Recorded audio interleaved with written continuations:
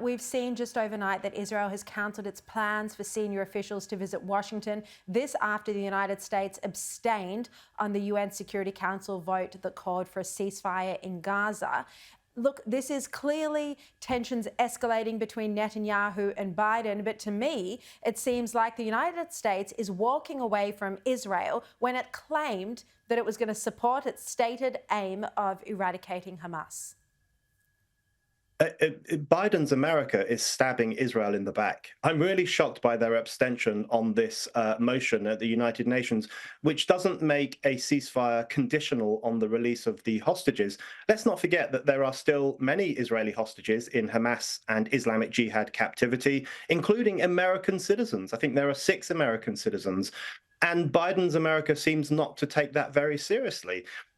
They're sending a really powerful message to Hamas. What the White House is essentially saying to Hamas is you can carry on terrorizing. You can carry on holding these hostages, which is a crime against humanity, because we are going to put pressure on Israel to stop bombing you, to stop bombing Hamas.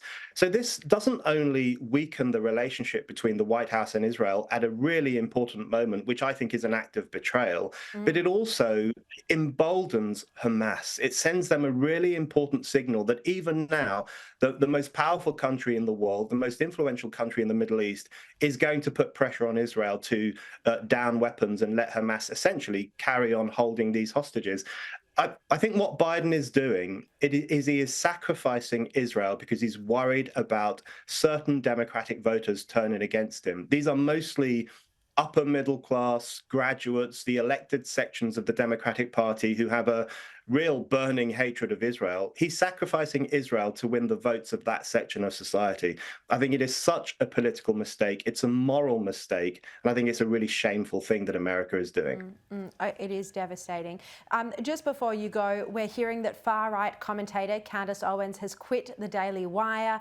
It's a conservative news website, reportedly over anti-Semitic comments that she has made. That she's part of this kind of isolationist movement in the Republican Party that's been arguing against the US involvement in Israel, or in support of Israel, also Ukraine as well.